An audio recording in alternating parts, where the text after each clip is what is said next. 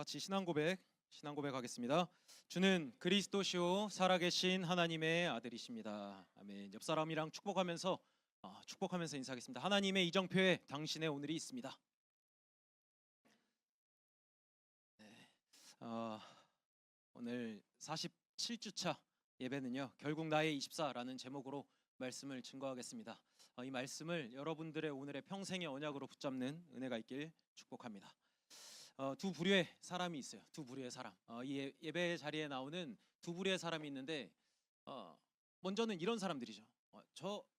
입 대빨 나온 저 준목님은 왜 매주 똑같은 얘기만 할까? 또 이런 사람들이 있습니다.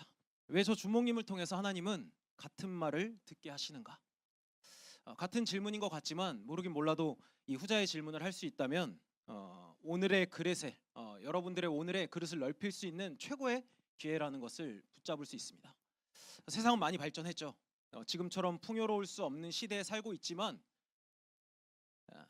말해도 듣지 못하니까 믿음으로 살 수 없는 이때가 되었던 것 같아요.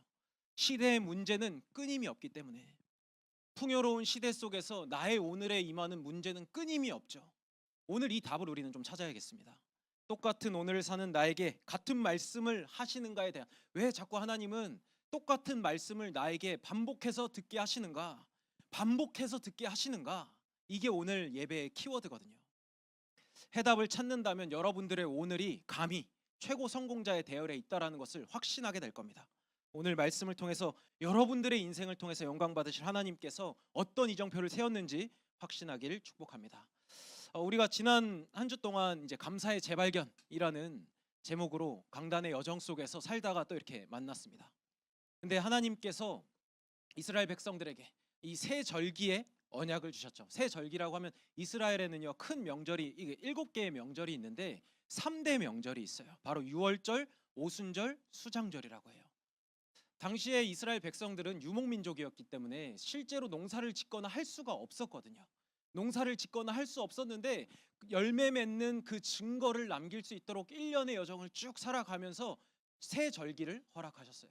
근데 여기에서 비단 그냥 농사 지어서 열매를 얻었다의 수준에서 끝나는 것이 아니라 영이신 하나님, 말씀이신 하나님께서 이 새 절기를 통해서 하나님을 향할 수 있도록, 하나님이 누구인지 바르게 인식할 수 있도록 나의 오늘의 하나님께서 역사하심을 볼 수 있도록 이 새 절기 언약을 주셨던 건데, 실제 6월절은 겨울 보리, 이스라엘은 한 해에 3번의 농사를 지었다고 하죠.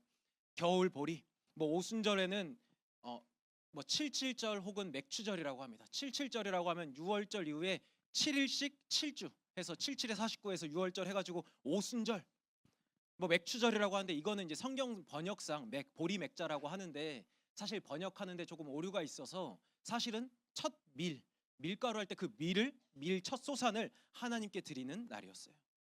수장절은 초막절과 장막절이라고 하지만 지난주에 우리가 추수감사절을 드렸던 것처럼 한 해 농사를 인도하신 하나님께 감사하는 절기였죠. 근데 분명한 것은 이 새 절기가 하나님과 나의 오늘의 관계가 있다라는 것을 보게 됩니다. 6월절의 시작이 언제였냐? 애굽의 노예가 되어 있을 때 출애굽 문설주의 피를 바르는 날 노예에서 해방되었던 6월절 피의 언약. 오순절은요, 피의 언약, 구원을 말합니다. 오순절, 6월절 이후에 77절인데 왜 오순절이라고 하냐면 신약에서 예수님이 승천 후에 마가의 다락방에서 성령 강림 했던 그때를 오순절이라고도 합니다. 그래서 성령 감림절이라고 하는데 하나님께서 구원하신 것을 넘어서 인도하신다.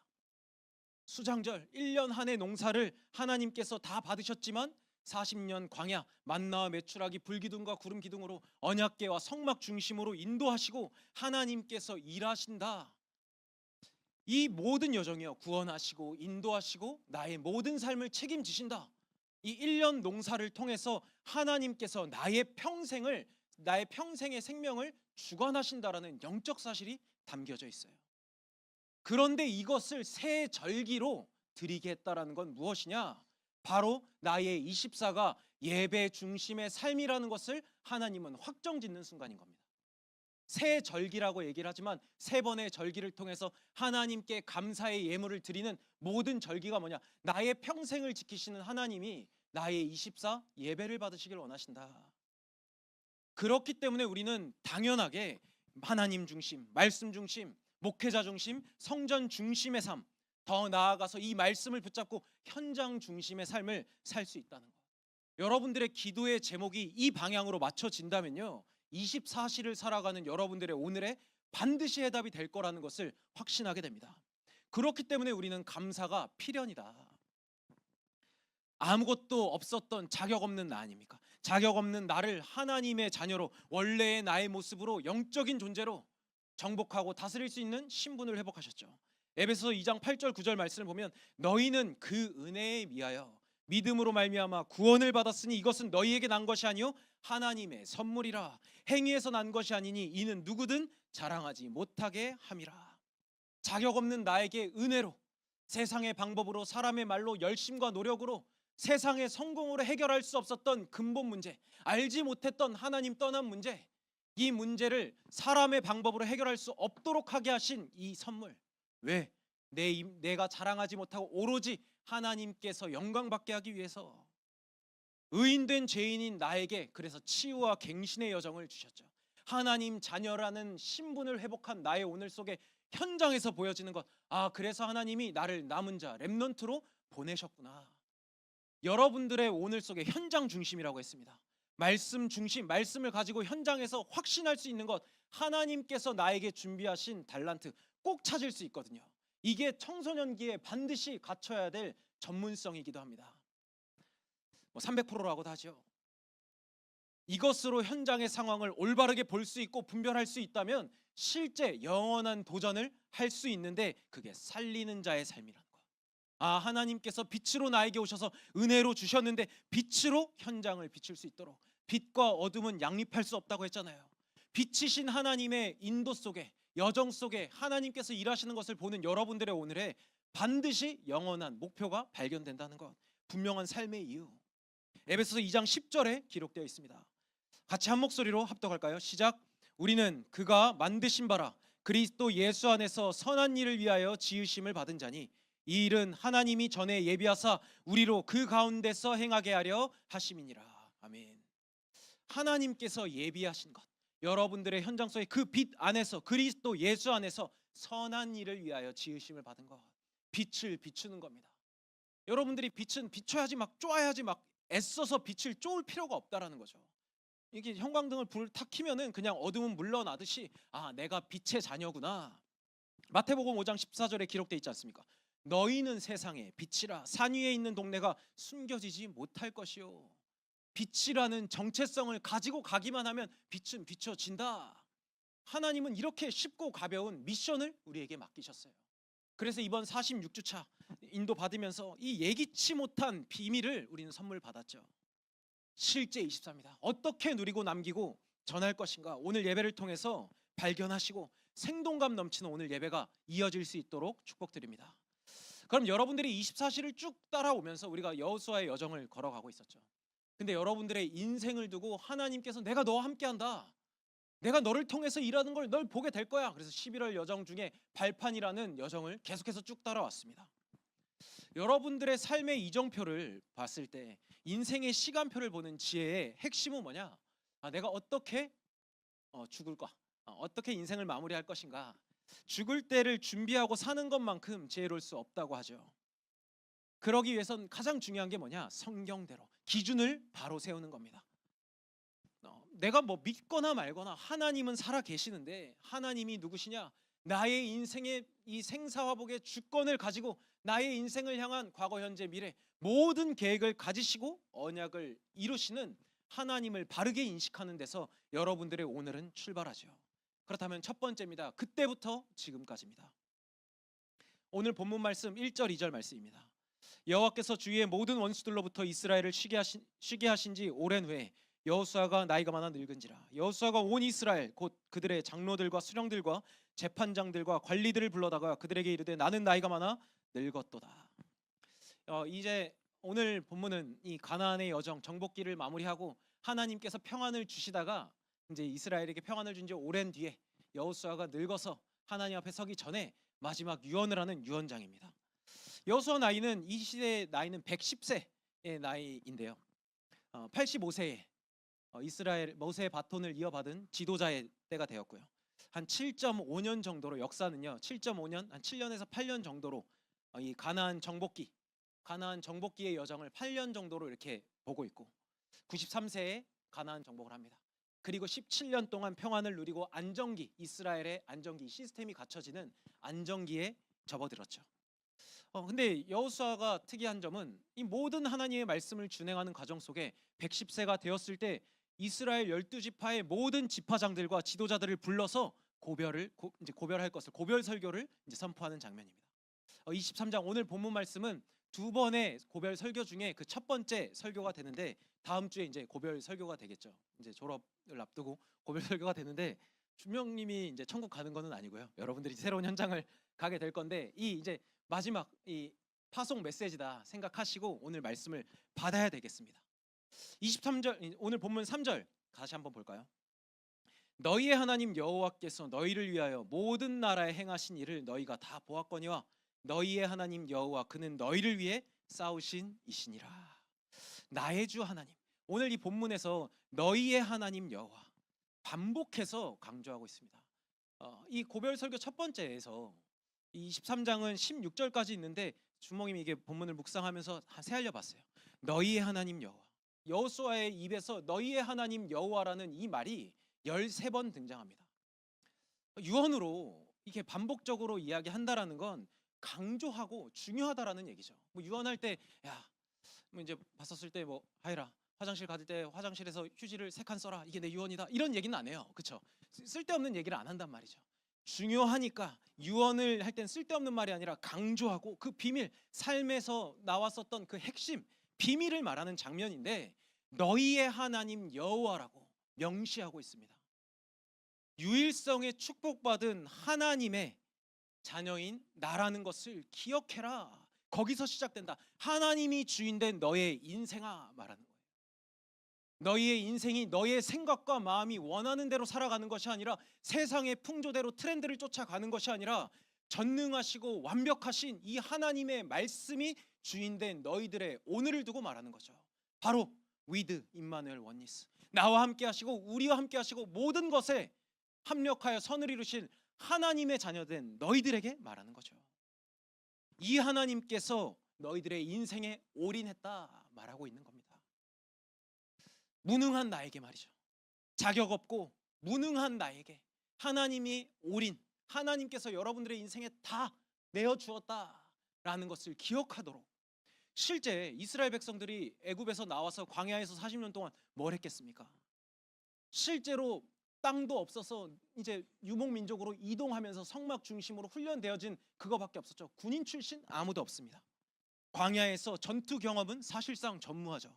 전략이 있던 것도 아니고 실제로 무기가 있었던 것도 아니었어요. 전술도 없고 전략도 없는 게 당연했었던 이스라엘 백성들에게 하나님은 뭘 보여줍니까? 이스라엘 백성들이 한 거라고는 말씀을 따라가다가 또 불신앙하다가 말씀을 따라가다가 불신앙하다가 반복됐던 것밖에 없어요. 그런데 하나님은 그러한 이스라엘 백성들에게 상상을 초월하는 승리를 계속해서 맛보여주죠. 광야에서 40년 또 가나안 정복기 8년 가까이 되는 그 시간 속에서 말씀을 순종할 때 완벽히 보장된 승리를 맛보게 하시죠. 하나님의 올인을 하나님의 은혜를 입은 나에게 나왔었던 올 아웃이 뭐냐? 흑암이 가득한 현장에 빛으로 올 체인지 되는 것. 그냥 하나님의 말씀 삶에서 나왔었던 겁니다. 말씀에 준행했을 때 나의 24시 속에 나왔었던 게 현장이 변화되는 것.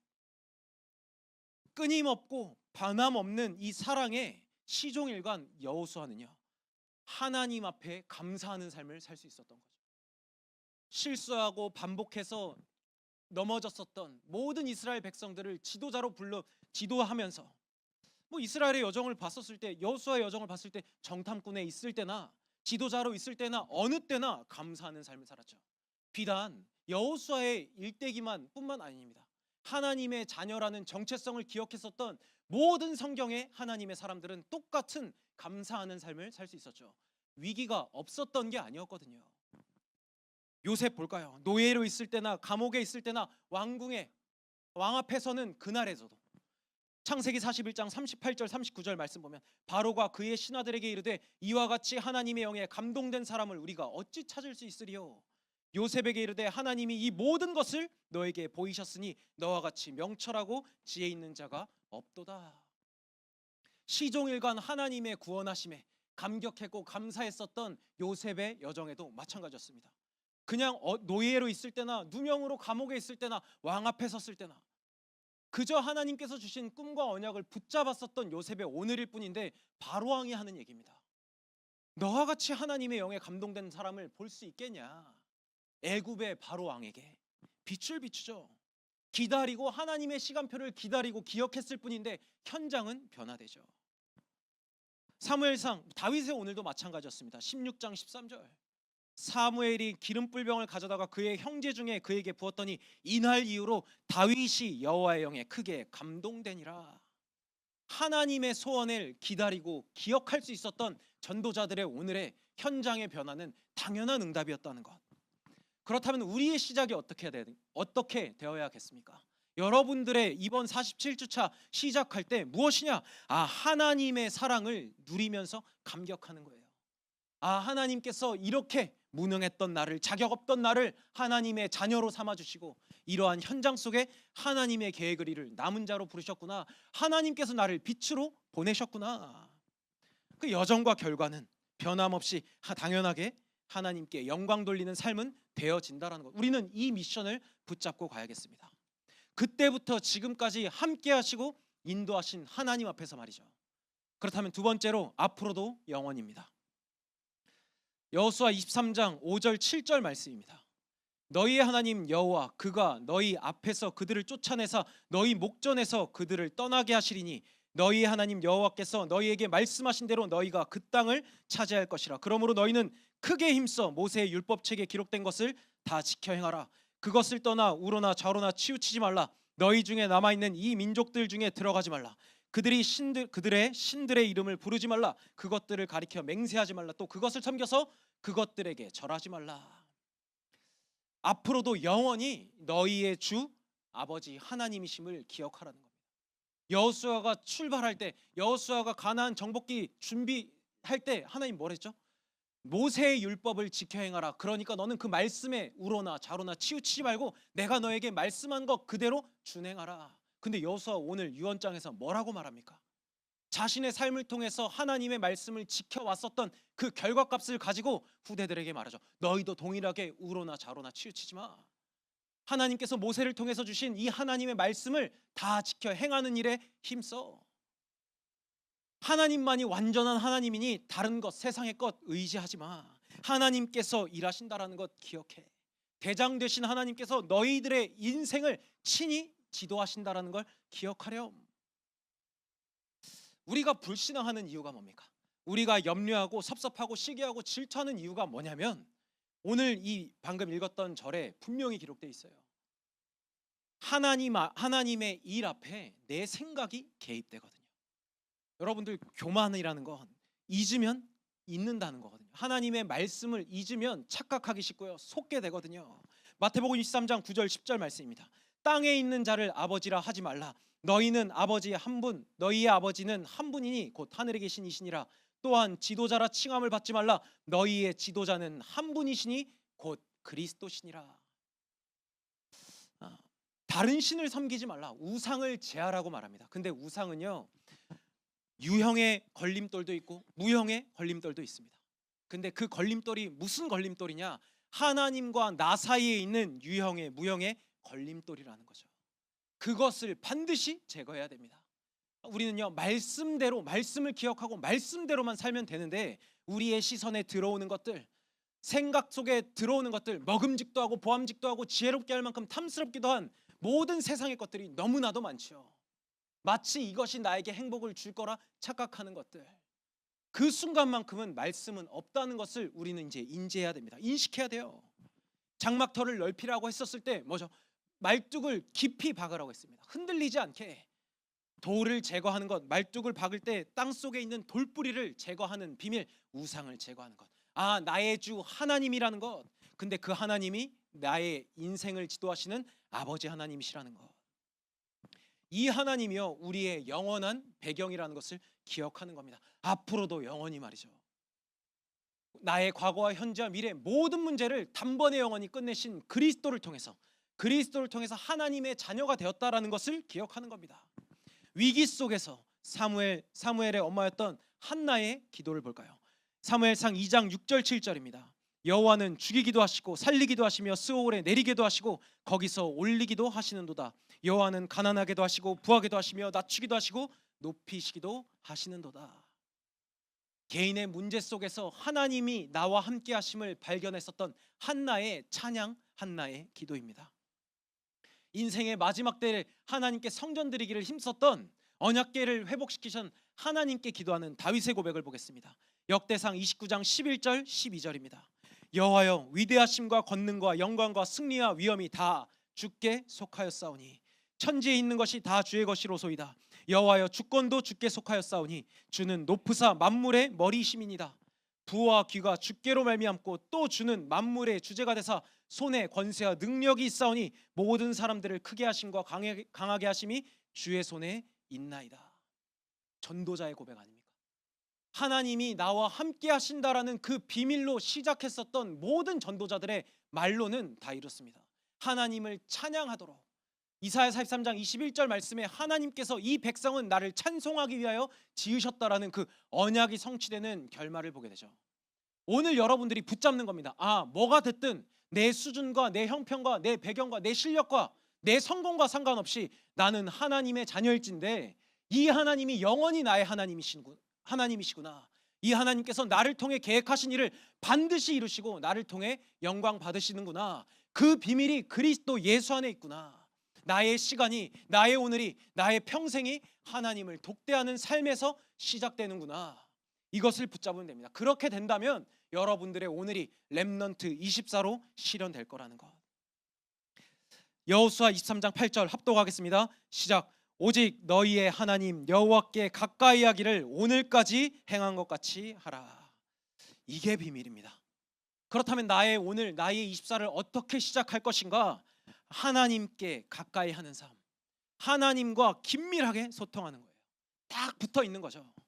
모든 것을 기도로. 렘넌트의 가치는요, 하나님 자녀의 가치는요, 여기에서 나옵니다. 세상은요, 이 일에 관심이 없어요. 하나님이 누구신지, 하나님이 살아있는지 알지 못할 뿐더러 관심이 없다고요. 그렇기 때문에 경쟁자가 없는 최고의 발판이 되는 겁니다. 이게 복음의 진수거든요. 나의 오늘에 나의 가치가 결정되는 게 어디에서 시작되냐? 하나님과 긴밀한 소통. 주몽님의 이제 부모님이 이 한복 원단을 이제 판매하는 업을 가지고 있어요. 근데 주몽님이 거기서 잠깐 아버지를 일을 돕는 시기가 있었는데 원단의 가치가 어떻게 결정되냐라고 제가 물어봤는데 원단의 가치가 뭐냐? 이게 이제 이 한복의 1인치당 이 시실과 이렇게 날실, 이렇게 실이 들어가잖아요. 그래서 이렇게 원단을 구성하는데 이 실이 촘촘하면 촘촘할수록 이 원단의 가치가 높아진다라고 말씀하셨던 게 기억이 납니다. 여러분들의 렘넌트의 오늘의 가치는요, 이 시실과 날실이 겹치는 것처럼 하나님에게 딱 붙어 있는 삶. 이 가치가 촘촘할 만큼 하나님과 나 사이에 어떤 것도 다 소통할 수 있을 만큼 그게 여러분들의 24에 주어진 최고의 미션이거든요. 청소년기의 마지막 때에 준비해야 될 것이 무엇이냐? 모든 것을 기도로 연결할 수 있냐 없냐가 여러분들의 평생을 결정짓는 거. 100세 시대잖아요.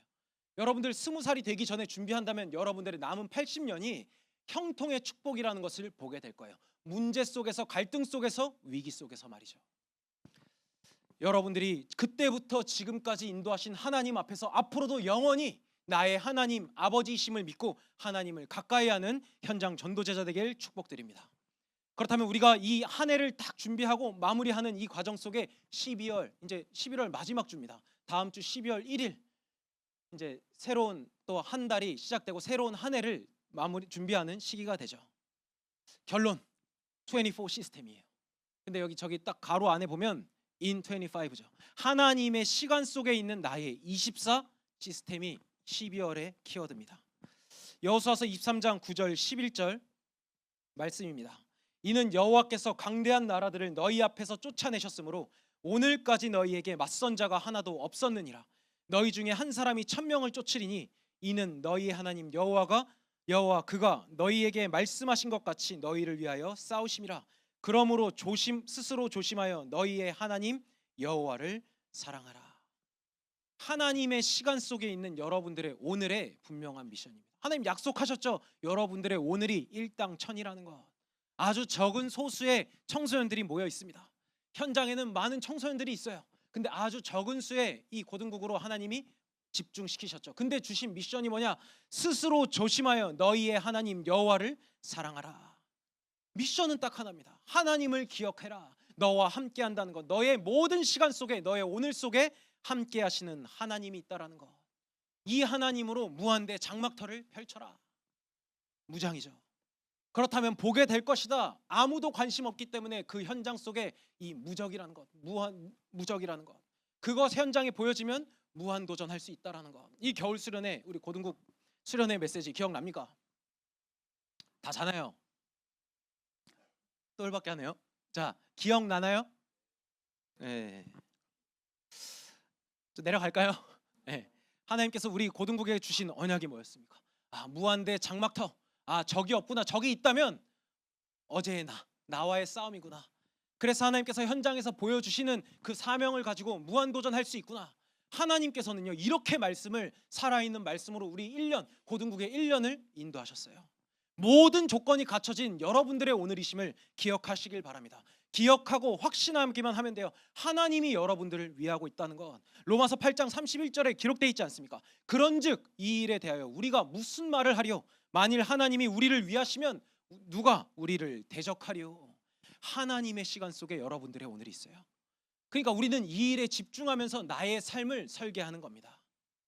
어떤 말씀 따라? 오늘 여호수아의 유언이지만 예수님께서 지금 우리에게 말씀하시는 것처럼 예수님의 유언이 뭐였죠? 만민에게, 모든 족속, 땅 끝까지. 이 일을 위해 우리를 부르셨음을 기억하시길 바랍니다. 예수님의 말씀은 반드시 성취되거든요. 근데 누굴 위해 성취되냐? 붙잡은 나의 오늘을 통해서. 이 예수님께서 나의 인생에 찾아오셨다라는 것이 하나님의 첫 번째 이정표라는 겁니다. 그래서 이 이정표는요, 여러분들이 가는 모든 여정 속에 하나님의 시간표 속에 세워질 거라는 것. 좀 긴 말씀이지만 마지막으로 빌립보서 4장 11절 13절 말씀 같이 합독하고 예배를 마치도록 하겠습니다. 같이 읽겠습니다. 내가 궁핍함으로 말하는 것이 아니니라. 어떠한 형편에든지 나는 자족하기를 배웠느니 나는 비천에 처할 줄도 알고 풍부에 처할 줄도 알아. 모든 일 곧 배부름과 배고픔과 풍부와 궁핍에도 처할 줄 아는 일체의 비결을 배웠노라. 내게 능력 주시는 자 안에서 내가 모든 것을 할 수 있느니라. 아멘. 바울의 고백이기도 합니다. 결국엔 뭘로? 일체의 비결이 뭐냐? 하나님의 뜻과 계획을 향하는 나의 오늘이라는 것. 일체의 비결을 배웠다라는 것. 이 일을 위해서 하나님은 배고픔도 배부름도 궁핍으로도 어떤 형편에도 자족할 수 있는 힘을 회복시켜 주셨다는 것. 그 결론이 뭡니까? I can do it in Jesus. 그리스도 예수 안에서 나는 모든 것을 할 수 있다. in Jesus가 굉장히 중요한 단어예요. 나의 시간이 하나님의 시간, 하나님의 뜻과 소망을 이루는 시간이구나.